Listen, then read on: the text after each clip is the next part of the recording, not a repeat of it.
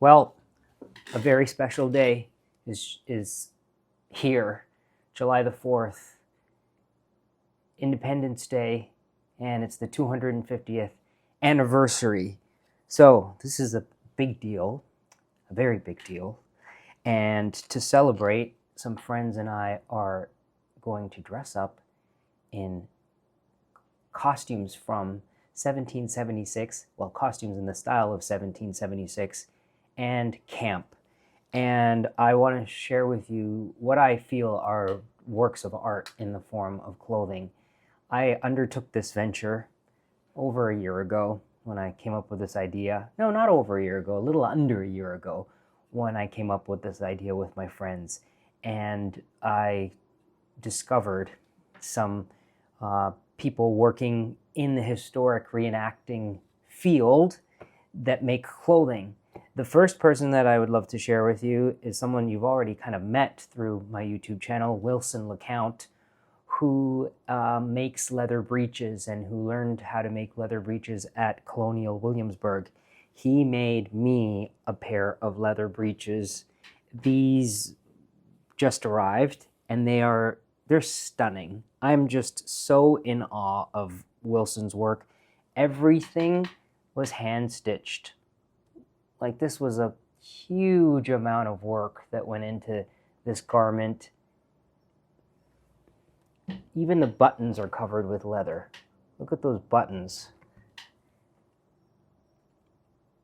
I was told when he was taking measurements that because this is leather and the leather is going to stretch, they're made very snug, and then you have to kind of break them in. You ease into them. So when I first put these on a couple days ago, none of these buttons closed, and I have slowly been putting buttoning one button and pulling them over my knees, and they're changing their shape. I can't get over these leather breeches. As I said before, they look like a work of art. They feel like a work of art. They are a work of art in the form of clothing. I used to live in Munich, and I have been to Oktoberfest a couple of times. I had lederhosen, but the lederhosen that I had they were kind of costumey. They were inexpensive, and when I was at Oktoberfest, I would see versions of lederhosen that felt very real, like old-fashioned, beautifully made lederhosen. And when I commissioned these leather breeches from Wilson, my idea was that I would also wear them to Oktoberfest, because I still have ties in Munich and I try to go back every year and visit my friends and practice my German so that I don't lose it. I thought, oh, if I have these leather breeches, that will be the incentive. Although I really don't like crowds, but there's something about just going to Oktoberfest for one night with my friends when they have a reservation at a table. It's tolerable, and there are parts of it that I really enjoy. So I plan on wearing these there and any other occasion, anywhere, to dress up in a costume from 1776. I love these. I'm totally in love with these leather breeches. Jordan's girlfriend is also an incredible sewer, and I bought some antique linen a couple years ago when I was in Munich at a sort of a flea market. The vendor has always had, like, I knew this vendor 10 years ago when I lived in Munich.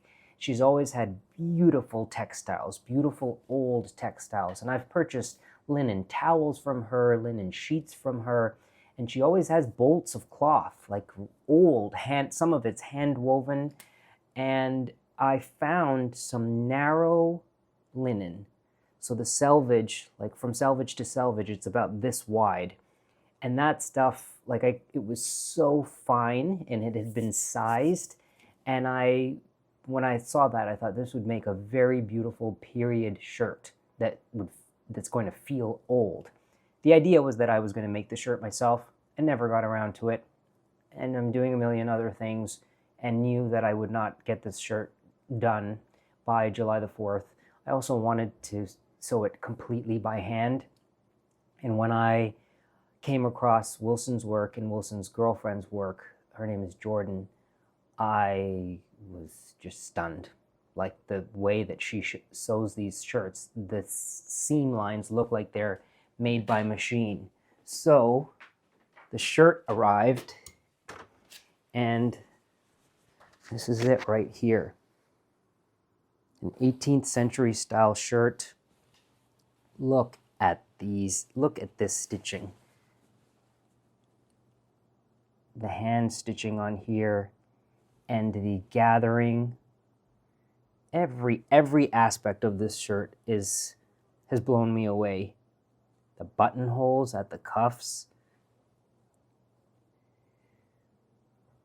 The buttons around the collar they're completely made of thread that is first looped and then kind of embroidered, like embroidered on itself with the same thread. It creates a button that has no wooden or paper core, which really makes it durable for washing.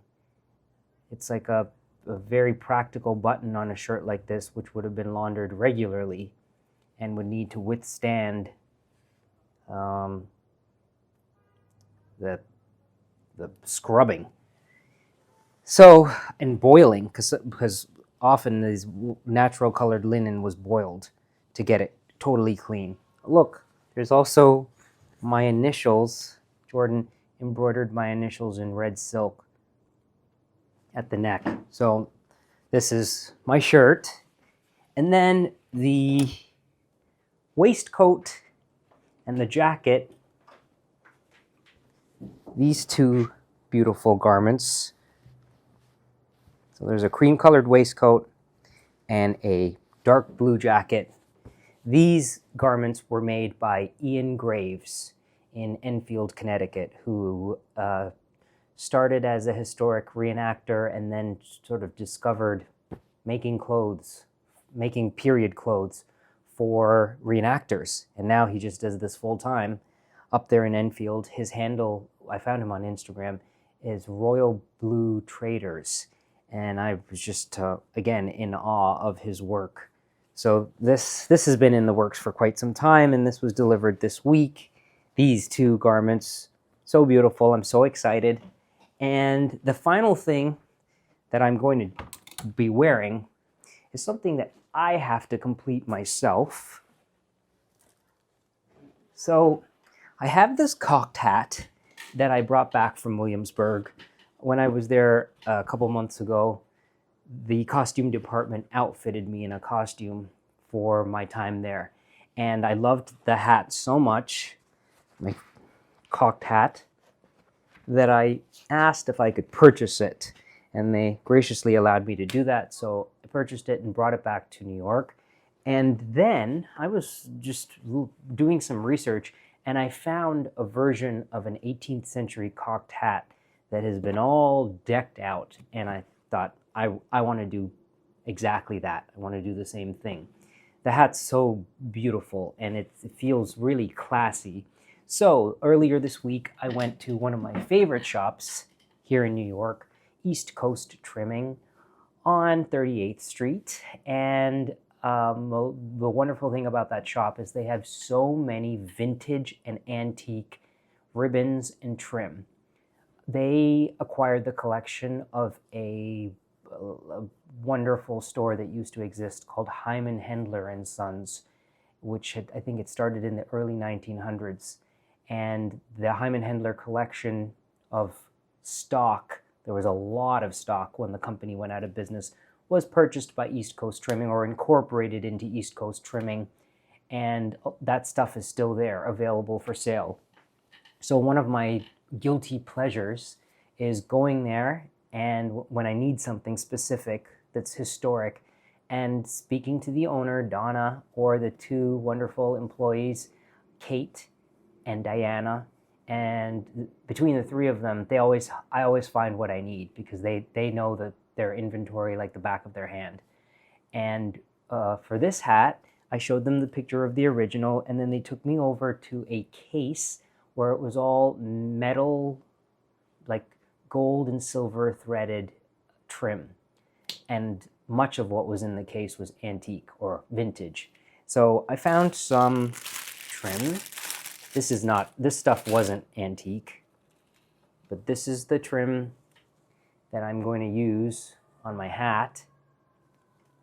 I'm going to actually fold it over the edge and sew it into place like this. And then I found a narrower trim. This feels very heavy. It's almost completely metal thread. Look at this stuff. And that's going to go around, like around the actual round part of the hat, the crown of the hat. So it'll go here.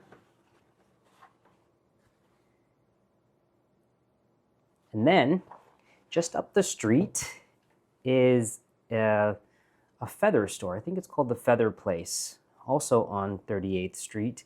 And you have to buzz to get in, and it's on the 3rd floor of this building, 40 West 38th Street, 3rd floor. That place is like people in the clothing industry know about that place. You wouldn't know from walking by on the street because it's on the 3rd floor. But they have so many interesting things that are feather related, and it's there that I got my ostrich plumes that will go around the hat. I have to tack them into place. And I looked through and found the color that I felt was appropriate. Really trying to make it look like that original. So that's my tasks this evening, is to sew the trim onto my cocked hat.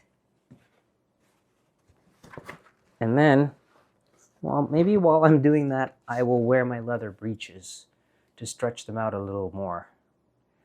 Because I was told I should move around in them, sit in them, lie down in them, do work in them, because that's how they were used.